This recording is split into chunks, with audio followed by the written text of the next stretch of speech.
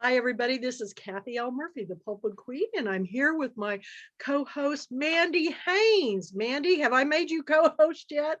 Or are you already on? I'm gonna do that.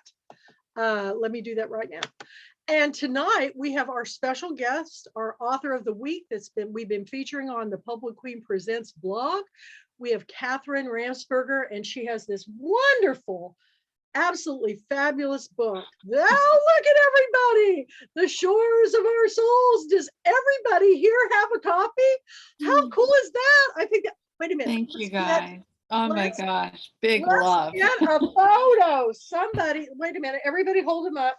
I got to get I'm gonna get a photo of this because this is I've so never cool. seen this happen where everybody here has the book. Let me get up close. 1, 2, 3.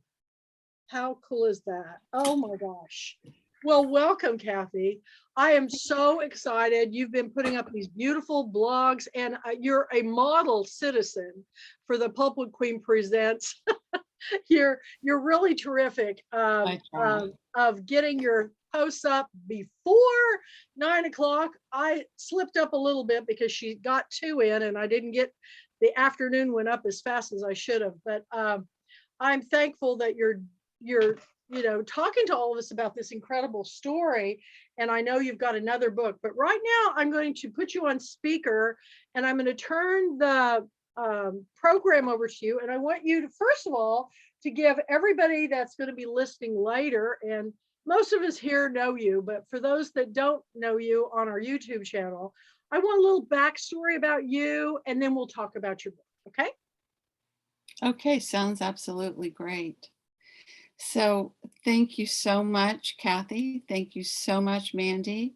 And thank you for all the book love, everybody that's here. It makes an author's heart sing to see that people have their book and that they're reading it. So a little bit about me. My parents were from South Carolina, country farmer people. And they both had big aspirations. My mother was a really brilliant mathematician, and my father wanted to be a pilot. And he was colorblind, and her father wouldn't let her go to Los Alamos for a job. And so she became a business education teacher and got lots of women jobs in the 60s. And he was a veteran of World War II, and then he became an FBI agent. So, and there's a story in that, believe me. So we moved every 2 years. So I was always the odd person out. I was always trying to make good new friends. And that is an interesting place to be. It made me friendly, I think, but in ways it made me slightly introverted because I was always trying to feel my ground. It also made me incredibly perceptive of other people and their emotions. And it's like I started feeling people more. And I believe between my mother, who always thought I should be a writer, and that kind of empathic sensitivity, I became a writer. I didn't always want to be a writer. I wanted to be a pediatrician, but she and my 5th grade teacher, Mrs. Covey, guided me toward writing. And pretty early on, I became a writer. I needed to earn money because and it's my belief that our illnesses come from our own life's frustrations. She got Parkinson's very early. I was 12. And so I had to earn money. And there was talk of me not going to college at all. But my mother came through for me and said, no, she's going to college. And I got a full scholarship and ended up going to a really amazing place for writers called Hollins College, now Hollins University in Virginia. And got an amazing two advisors, one Dara Wire, and the other one Richard Dillard, whose former wife was Annie Dillard. She still is Annie Dillard. And he was my advisor. And so somebody was looking out for me. I then got a job. I did a lot of internships. And then I got a job at National Geographic, and then got a job I worked for my local paper, then National Geographic, then Kiplinger. And then I spent 20 years as a humanitarian journalist working for International Red Cross and Red Crescent. And it's those stories that inspired The Shores of Our Souls, as well as a love in my own life. So shall I go on and talk about the book? Absolutely. What we'll do is when you're ready, we'll open it up for discussion with everybody. Okay. So it's a love story, but it's a love story in the way that Hemingway's novels are love stories. It's about love and war because I love the tension between love and conflict in a story. I love Hemingway and his writing. I don't love everything he did or the way he was. I love his writing. So it's about Diana and Kasim. And Diana is a young woman from the American South. And Kasim is from Beirut, Lebanon. Almost by accident one night, they meet, they fall in love, and the sparks fly. But the sparks that fly are as much from societal judgment and their own assumptions about each other. They're trying to read each other's minds all the time, as their immediate attraction. Their love will only be able to hold through all the cultural chaos if they share their secrets with each other. And I think that the reader will keep turning the page to find out not only what the secrets are, but will they tell each other? I'm hoping this will be a trilogy. I'm thrilled that the sequel, A Thousand Flying Things, is being taken by the same publisher. I write about all aspects of love. And I would say that the first novel is about romantic love and conflict. And that's the microcosm and the macrocosm. In other words, what we do in our daily lives impacts the entire world. And we're at a tense place as a world right now. So I think it's a timely book that way. The second book is about familial love more than not. Diana's mother becomes more ill, and she becomes ill for a little bit. And she's also convinced herself she needs to save a child. She's in southern Sudan. And she thinks that he is being abused, but we'll see if he is. But there are child soldiers and warlords in this one. So it's a tenser book than the first one. In terms of the research that I did for the book, I lived through the 80s, and so I was very aware of what was going on in Beirut, as most people that lived through the 80s were. And so I drew on that. But the issue was that memory is a faulty thing. And so I backed it up with a lot of other research. My beta readers would say, "Are you sure that happened?" And then I thank God for the internet, because I would go down into the Library of Congress, and usually I was right. There was one thing I was wrong about. I also visited Lebanon for a couple weeks, and those pictures, some of them are on Facebook. And I wrote this a while back, the first draft, and I made sure I interviewed Arab Americans. And that was even before the word sensitivity reader came about, or beta readers came about. So a little bit of their stories are in there too. I can keep going, but you can ask questions too. Well, do you want to open it up for questions so anybody has them? Because what is interesting to me is how, even from reading your book, and you're,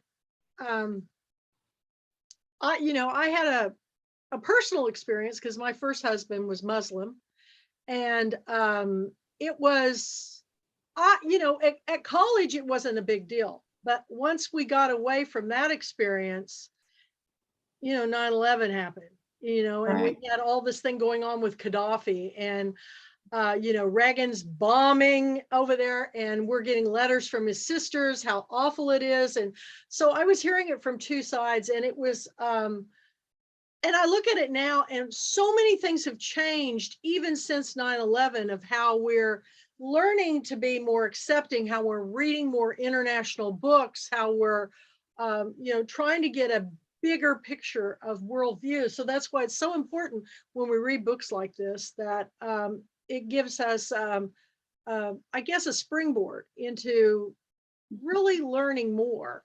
So I'm going to open it back up. Here we go. And put us on gallery view so everybody can see, so I can see if any of you have any questions about the research or anything that Kathy's done on this book. Just raise your hand or speak up. Yes, Deb. I just wanted to say you did an incredible job with Kasim. I couldn't wait to get to those chapters with his point of view. And I wondered if you'd talk about that. In fact, did you mention that at first you didn't, and then your beta readers said something? Or that's the part that I enjoyed the most, reading his point of view. So I had a writing group. I don't know how anybody survives without a writing group. And this was a very special one. We called ourselves We Seven. We've dispersed since, gone to far-flung places in the world. But we came together, I think, for a purpose, because we've all published. And they kept saying, well, one of them kept saying, it needs more juicy scenes. We all know what that means. But I was determined that it was going to be sedate, because I didn't know whether, as sedate as I could keep it, because that wasn't the point of the book. It just wasn't. It wasn't a Harlequin romance. The other thing that they said was that they couldn't figure him out. They totally got her, but they couldn't figure him out. And this was before I put in his point of view. So I started interviewing him almost. And there's actually a place on my blog where I interview Kasim as a real person. He isn't real, but pretending he's a real person. And I started writing him. His voice just kind of came to me. I really enjoy writing from a male point of view. I don't know what that says about me, but I find it easier to jump out of my psyche and into somebody else's than be in my own and try and differentiate between the character and me. So I wrote this stuff thinking, okay, this is just to get into the character, to get in depth into the character's mind. And they loved it. They were just loving it and understanding him more and more and more and more. And so I kept it in. I had a lot of help. One of my first readers was Johnny Bernhardt, and she helped me. And another one of my first readers, even before Johnny, was Marita Golden. And she's an absolutely amazing African-American writer who has mentored me for a very long time. So not only was she reading for me, but I wouldn't have had the courage to keep going, to write in an Arab man's point of view if it hadn't been for her. So I just want to give her a shout out. I loved writing in that point of view. I wish I could again, but I'm not certain I ever will. It's not in the second book, his point of view, but I'm hoping that I represented him well in the second Is novel. he in the second book at all? He is. He's around the halfway point. She gets sick. She gets malaria, a very, very rare form of malaria. She is sent to Nairobi, and they meet by chance again there. Don't tell us too much. That's No, all did I'm you, saying. I have a question on this, on this first book and even the second book. Did you have any male authors that you could confer with? Yes. Okay. There was somebody in my writing group early on who read the whole thing through, because it's been around a while in draft form. And he unfortunately has passed. But I got a lot from him. I couldn't get Arab American men that would read it. I have to admit that. I did get 2 Arab American women who read it. And gave me, one didn't give me much feedback at all. She just said I had it. And since then I've gotten reviews from people that I get reviews from American white men, and I get a lot of reviews from Arab American women. My most recent review was like that. I think I've got it here.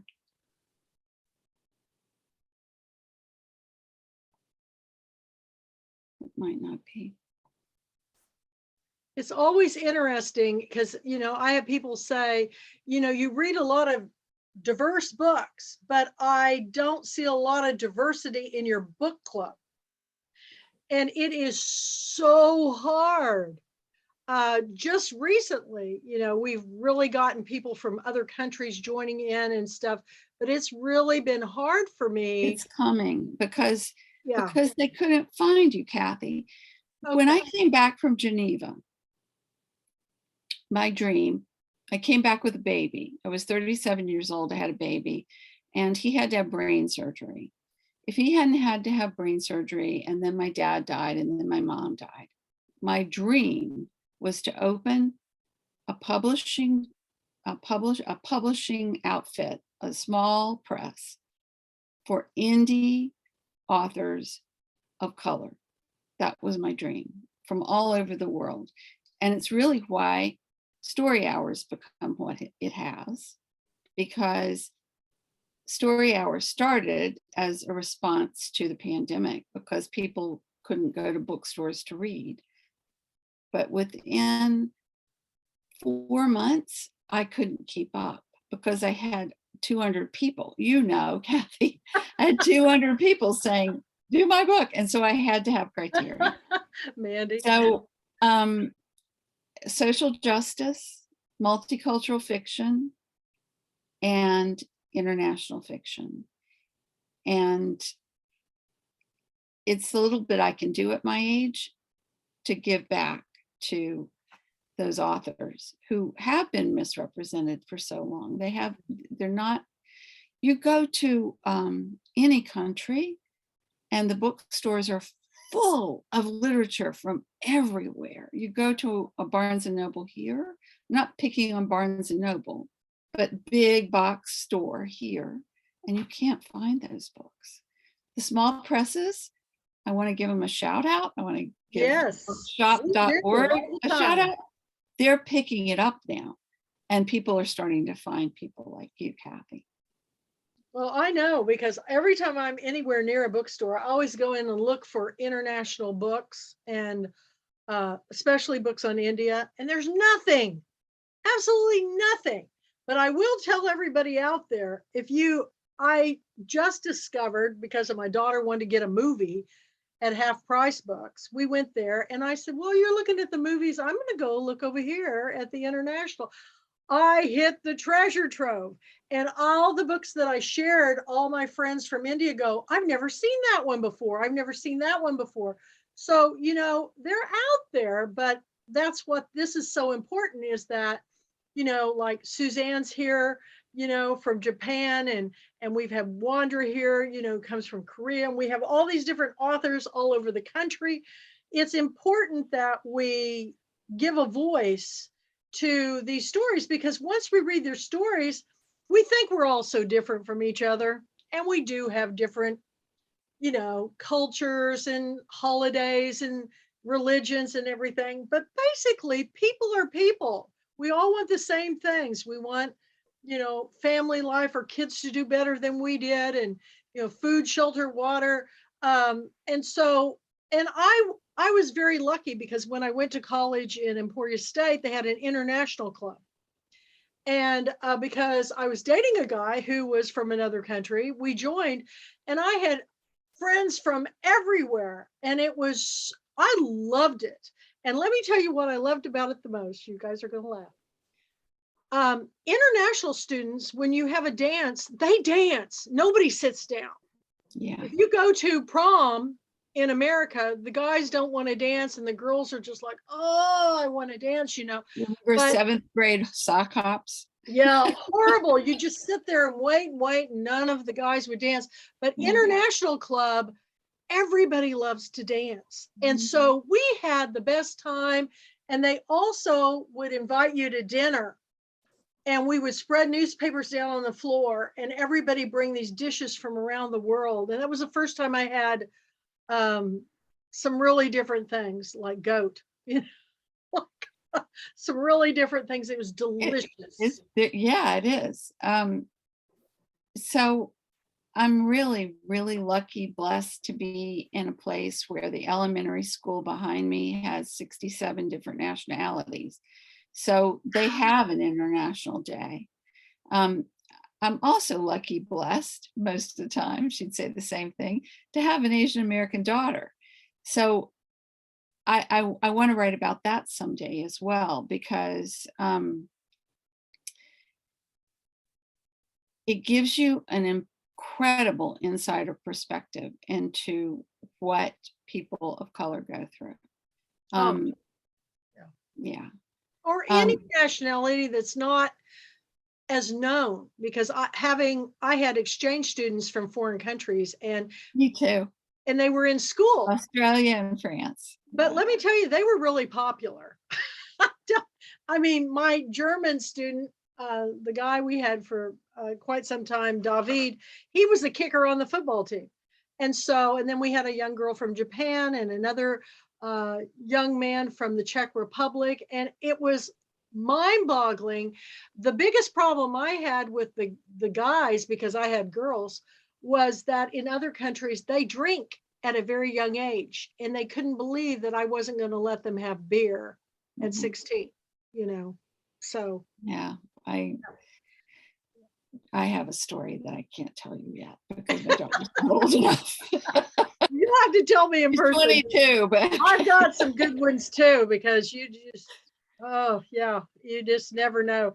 Kids will be kids, but it's and there's the difference between the cultures, and that's why Kasim and Diana don't really get it. They're trying to figure out whether or not they can do certain things with each other, and that makes them not trust each other. And so really their secrets are not all that big if they would just communicate. And you'll have to read it if you haven't already to see if they do.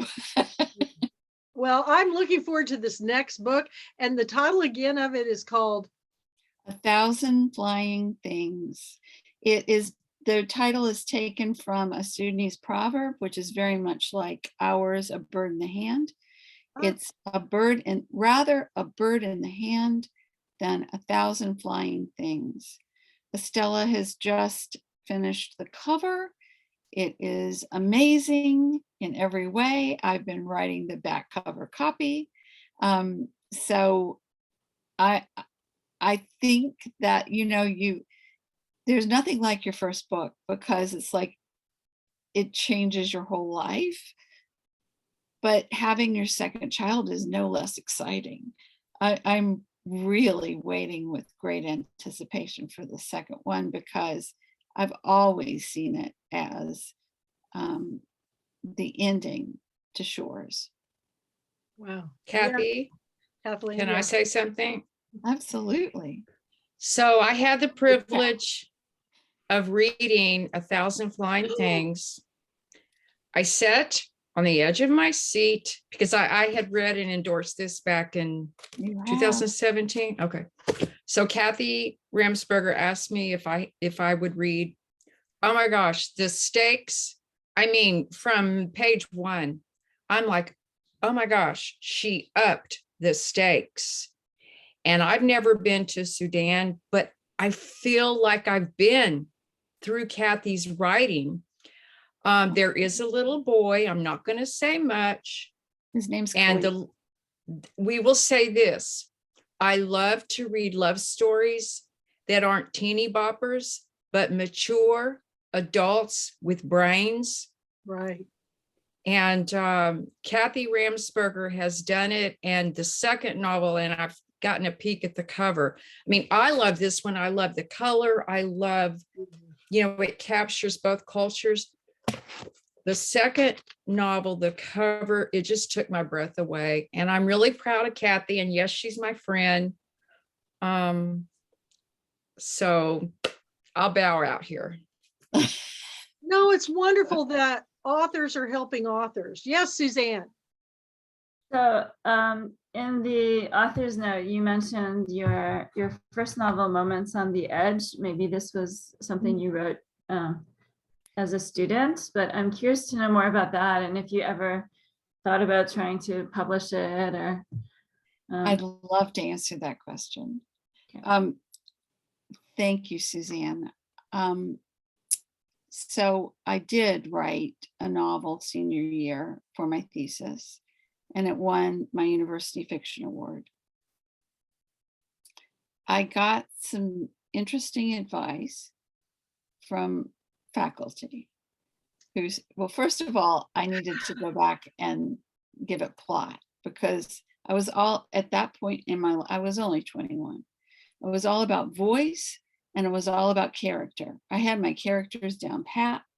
I had my voice because it was my voice at the time. I married a Jersey boy, and so my voice has changed, and I've lived all over the world, and so my voice has changed some more.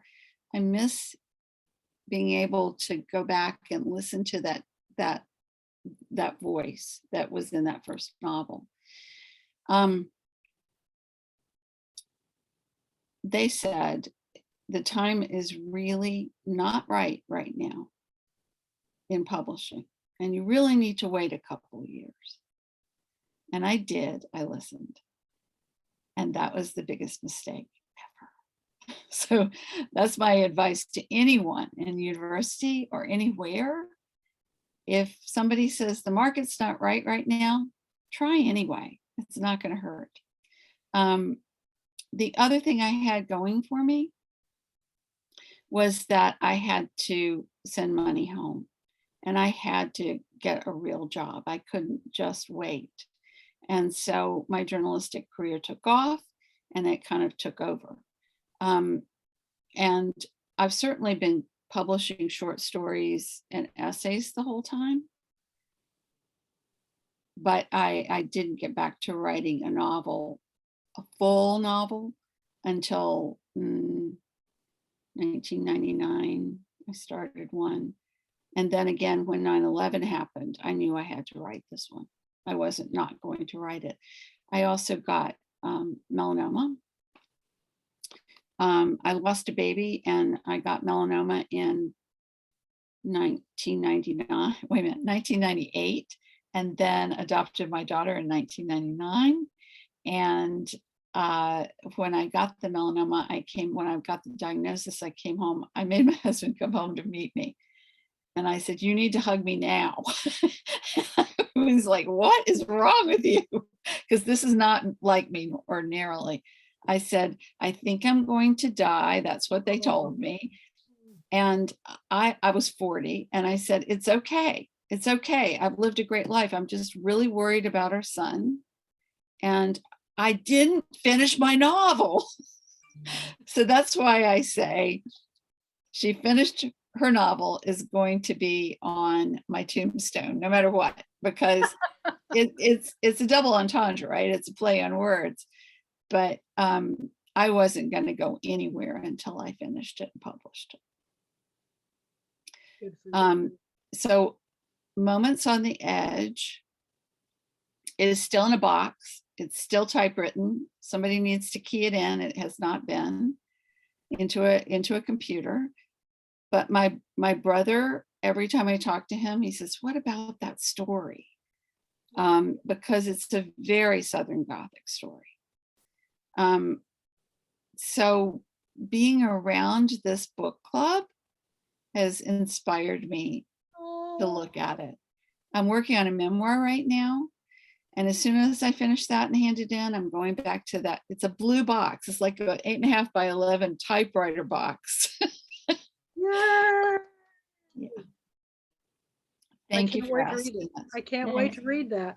This is a wonderful community where we all lift each other up. And it's interesting. I've had a lot of authors through the years that finally had success, and then they went back and worked on previous works, or like I always think of Lisa Wingate. She did a book called Tending Roses, which it came out and had some success, but once her big book came out, they re-released it and it did very well. So I think it's really important that and I wish publishers would do this, that small publishers do, is invest in your author's body of work.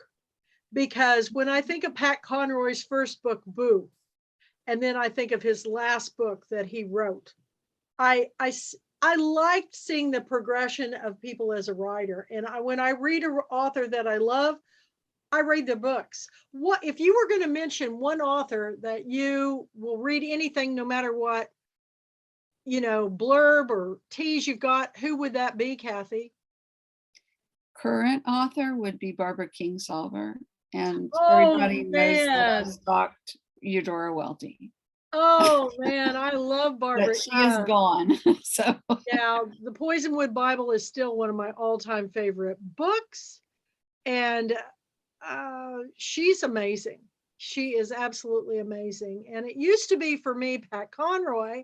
Now he's gone. So I've kind of switched to Alice Hoffman, because anything she writes, I've got to read it. I love her. And now I'm this way on all you guys' books. I can't wait to read your next books.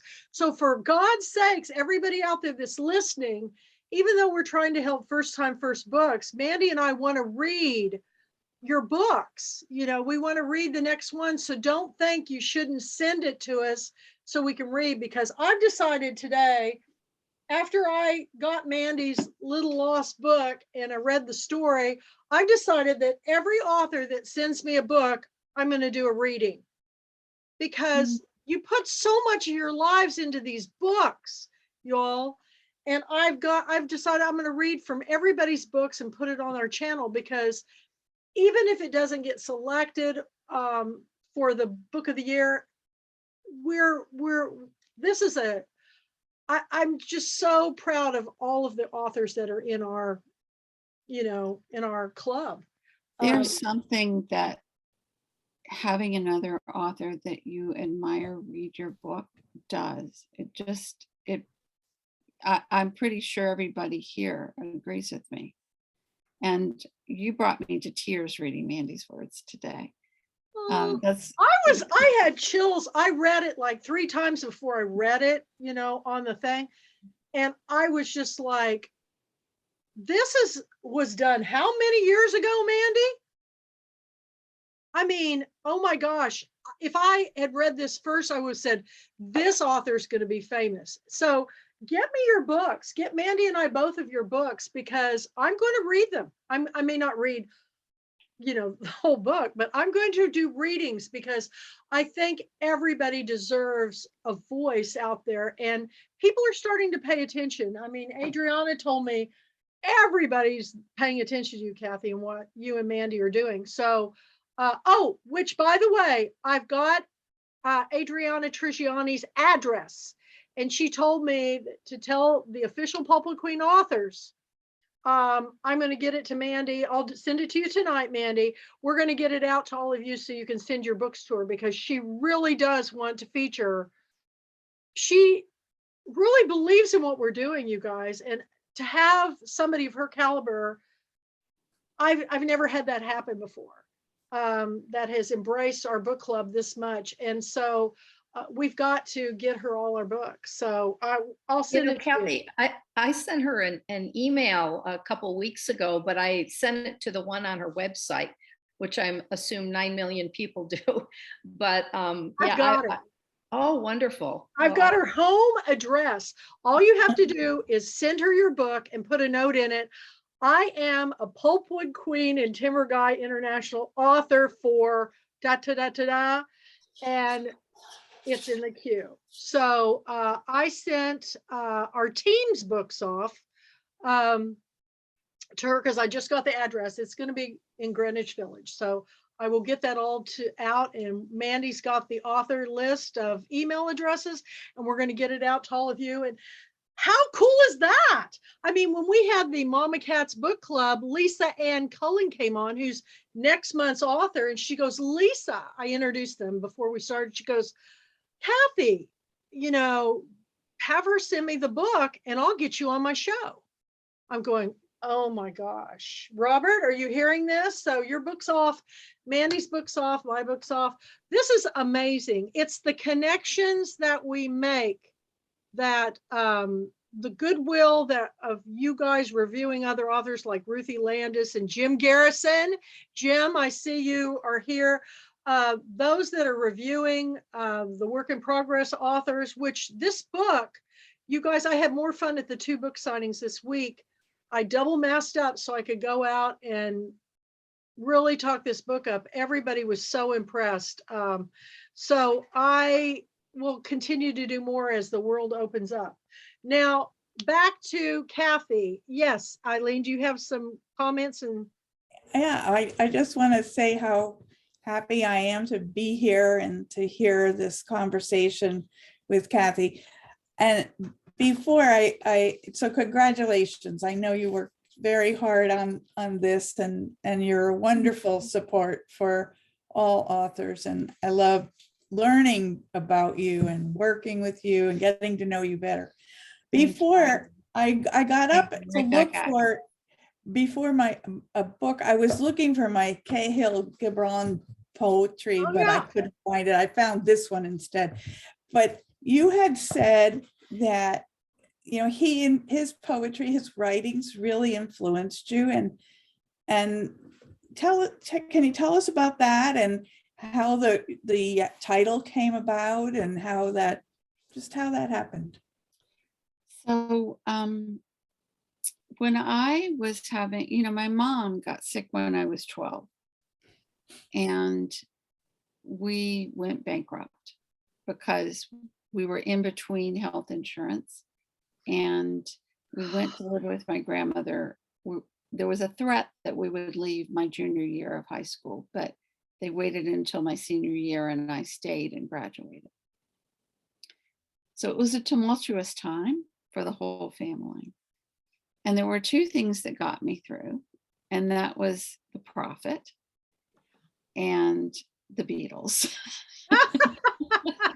Hey Jude. Okay. Let it be. Let it be. Let it be. Okay. If you guys haven't seen, I know not everybody can get on Disney, but to watch them create those songs it's expansive, because it shows the entire creative process. And to see things that have lasted 50, 60 years being seeds and then suddenly created, So back to me. I'm sitting there on my bed crying because I can't go to prom. And I just start reading the prophet. So I loved it. I read it. I reread it. I reread it. It's such a book of philosophy. And it's really one of his last books. He died so young. I had no idea where this guy was from. It was just like, wow, man. But as I grew older, I studied and studied and studied his work and had no idea that he had both a benefactor, and now it's proven that they were in love, Mary Haskell, here. I think she was in Philadelphia. And to read their love letters is very much a star-crossed multicultural romance. Very Victorian, very Victorian, but it's so true. And so I like to think he was kind of tapping me on the shoulder, going, come on, Kath. Come on, Kath. Is there a book about that, or are you just There is. It was in the auction. What? It was in Wow. the Pat Literary Center auction. I gonna will. read it. I Send me can't that. put it in the comments now, but I'll put it on Facebook tomorrow. Okay, good. It's their love letters. Now, part of it's about art, part of it's about writing. It's very constrained. You're not going to be able to, it's not like, oh, my beating heart. But I've read just about everything he's written. And I just think he's an amazing poet. He was an artist too. His art goes in his books. And I have been to his grave in the Bashari Forest, which biblically, you've heard Lebanese cedars. It's in the middle of the remaining Lebanese cedars on Mount Lebanon. And there's a museum there, and his art's on all the walls. And I wanted to bring the whole library home with me, but could not. So he's definitely an inspiration. And to answer the title of my book, it is a poem that he wrote that many Americans have read at their weddings, because it's about, I wanted to put it at the beginning, but I decided I was going to put one about another one he wrote, which I'll read. Cool. I have it open. Yes. This I is from, love you when you, let me see, I can't read. I love you when you bow in your mosque, kneel in your temple, pray in your church. For you and I are sons of one religion, and it is the Spirit. What difference is there between us, save a restless dream that follows my soul, but fears to come near you? So that's one, and it's definitely soul driven. The other one is read at weddings, and it is in my video, my trailer at the end, and it says it's all about being together but separate, which at his time in the early 1900s was almost unheard of. It was all about couples becoming one, and I've just never been like that. I adore, my husband and I have been married almost 40 years. And yet we give each other space. We've been apart at times. I was traveling and he stayed here, and people were like, are you separated? And I'm like, no, we have a big honeymoon every time we see each other again. So it's something that I believe in. I believe that real love doesn't die, no matter where you are. And I believe that it crosses borders and it crosses souls, and it's always there. And to the gentleman that inspired this book, that it didn't work out with, there's still love. And I know it from him too, because we parted friends. And that love is what remains, the lessons in the love. And I just wish we could do that as the world. and not just. Well, maybe we can. I Maybe hope we so. can. my- And listen, my wish. if any of you want to put your trailers, Mandy sent me all these trailers to put up on, and I can't get them to go, Mandy. They're saying the format is not correct, but I know there's a way to do it. But if you have a trailer that you want to put up on our channel, it's got to be where I can download it. So it can't be just a link. So I've got to figure, I'm still working on that. But if any of you want to put it up on our channel, because we're starting to get traffic, I will be glad to do so. I will go back and watch yours again. That's fantastic news. I've got Robert's up. You sent it to me, whatever you did, you sent it to me right, Robert. I was able to get it up on there. But so we've got a new book. We've got possible a memoir coming. We've got your first book that you did as your college thesis.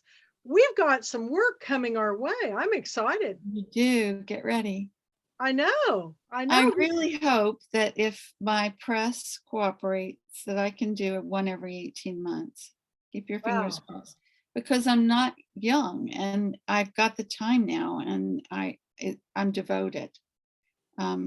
So I just want to write and write and write. Oh, look, Oh, look, he's showing his book. a Thanks. man after my own heart. Yeah. You know, it's funny, Jim, thank you for sharing that. But when I was working on my book, the most help I got on my book was from my guy author friends. And in fact, Christopher Cook, who lives in Prague, he's from Texas. He was my go-to on everything. And I couldn't have made it through that book because I went past deadline because I'm trying to raise 2 children, run a hair salon, bookstore, and get this book done. And I couldn't have finished it if it wasn't for him. And he was amazing, as well as John Barrett, who wrote Midnight in the Garden. He was and Doug Marlette, Pat's best friend, and Pat and the Conroys. I'm telling you, it takes a village to get a book to fly these days. And that's why we all are doing such a great job on sharing the love, the big book love. So thank you to everybody. And honestly, don't forget, you can post once a day on our official International Pulpwood Queens and Timber Guys book club. Mandy and I, one of us has to approve it, but you can post your news once a day, just once. I got 5 from Wandra today. I'll pace them out. But I love her. I love her so much. But the Pulpwood Queen Presents blog is for Kathy this week. It's that the focus is on the author of the week. It's a blog page. So people get them mixed up. It's real easy to, they don't see the difference. But the more you get on, the more you understand, right? Right. So anyway, if you know of anybody that, if you have a children's book, get it to either Mandy or I, middle grade and up, Mandy, picture book me. I have a wonderful writer I want to send you. Okay. She's from Louisville, Kentucky, and she's published by I can't say it right. Hyperion? Yeah. Yeah. Very, very uplifting to young girls. And I found the poem. Here Okay. it is. Let there be spaces in your togetherness, and let the winds of the heavens dance between you. Love one another, but make not a bond of love. Let it rather be a moving sea between the shores of your souls.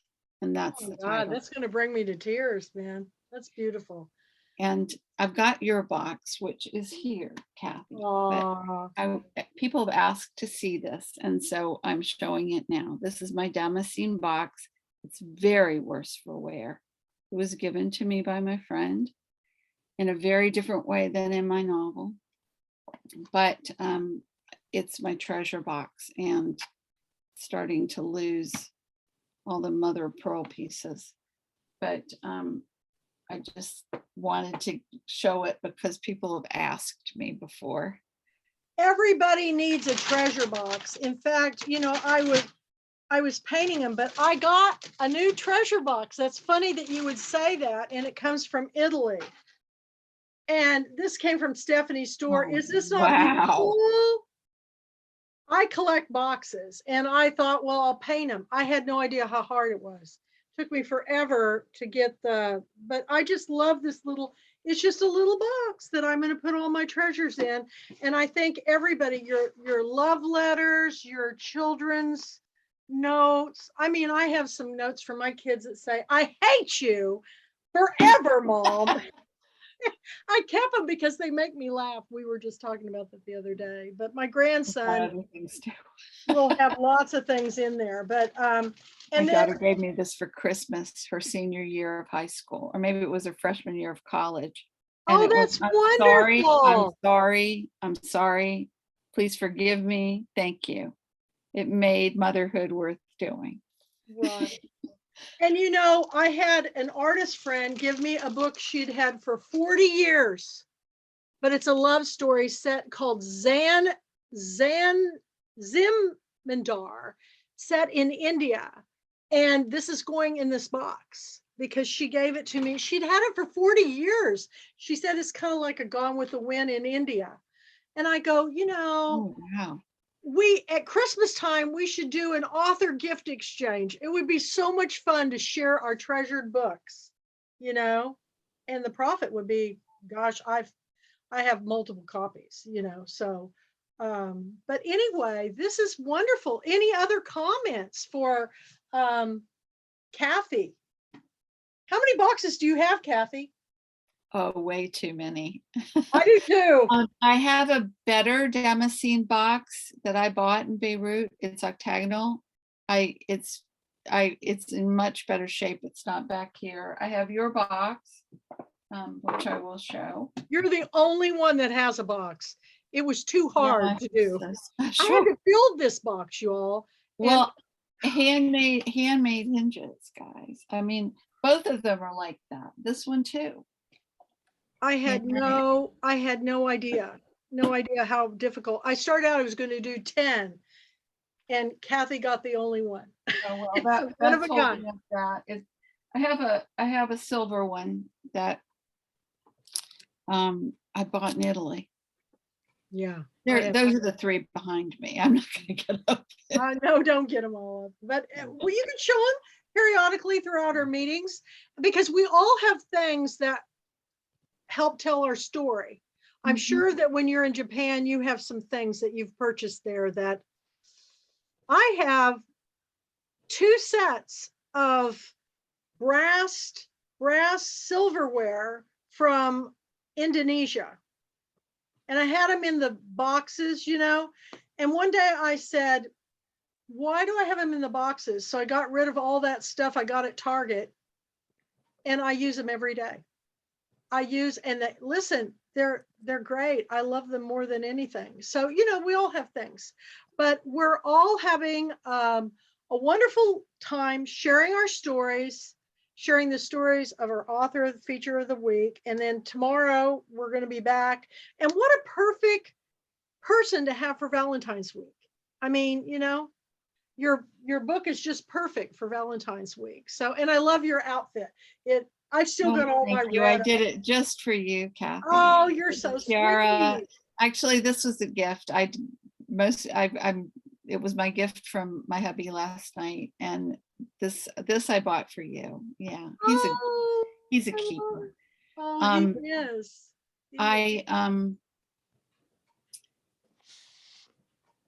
I'd love to read like 2 paragraphs about the box if it's okay. Do we Yeah. have time? Yeah. We'll end with that. How's that, everybody? Perfect. This is when they this is about the cultural divide, the box, and I believe their love for each other all in one. It's chapter 36, boxed in. Every time she sees Kasim, Diana remembers the song from the radio. It was a love song, by the way. In fact, they're spending more time together. Tonight, when he greets her at his door, before she knows it, he's picked her up and they are turning together in a full circle, 365 degrees. They are both laughing from their bellies when he puts her down. Now we know I can pick you up, he says. Always good to know for the future. They laugh between kisses, and the sound carries down the street. Diana hunches over, aching from laughter, but not wanting the laughter to stop. She admires his beautiful box every time she sits on his living room couch, and tonight is no different. He brought it back with him. The box is carved and inlaid in the Damascene style, like a mosaic. She opens it, touches the lush, hand-sewn red interior, and recloses the lid to appreciate the handmade brass hinges. Kasim returns, carrying a soda he poured for her and a glass of scotch for himself. Diana loves boxes, how they encompass a set parameter of space, how they can hold one's most treasured possessions or nothing at all, how they can sit or stack, always adding dimension and design. You like that box, don't you? He asks in a low, gentle voice. I love it, she answers without hesitation. The next instant, she thinks better of it. She's read you never admire anything in a Middle Eastern dwelling, or the host will feel compelled to offer it to you. Till now, she has never complimented him on any possession, though she's quick to praise him. She tries to hide her reddening face. Here, have it, it's yours, he vows with obvious enthusiasm. No, she objects, and he is already thrusting it towards her. She keeps her hands to her sides. He walks over to her satchel and places it inside. She debates whether to accept or make more of a fuss. She decides not to demur. It would only embarrass them both. She's pleased secretly. He is giving her something he obviously values, something that merited the prime position on his coffee table. Thank you. She kisses him on the cheek, then relaxes back into his couch. That's beautiful. Thank you, Kathy. Thank you for sharing all your wonderful stories. And we're looking so forward to everything that's coming up. Anybody have any big announcements or anything before we leave tonight that you want to share? Other than Robert's got his new book coming out, 2/22/22. Yay, Robert. Thank you, Kathy. It was lovely spending the evening with you to hear you talk about your book. So thank you for being so open and sharing. It's absolutely my honor and pleasure, Robert. Thank you for coming. I know how busy it must be for you. And I am waiting till the 22nd, like you told me.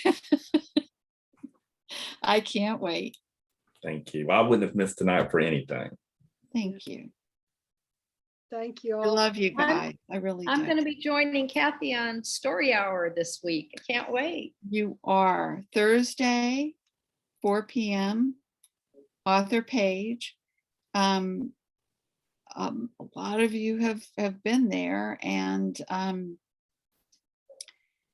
Share come that on our by. website. Share that on our website so that we can get, Okay, I I will. may be driving home from Dallas, but I might be able to get it on my phone. So share it, please. Okay, I will.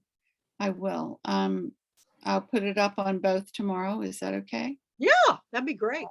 That'd be Okay. absolutely great. You can put it in your blog, put it up on the official page. Yeah, I'm excited. That's great, Deborah. I'm so excited. These connections, they're fantastic.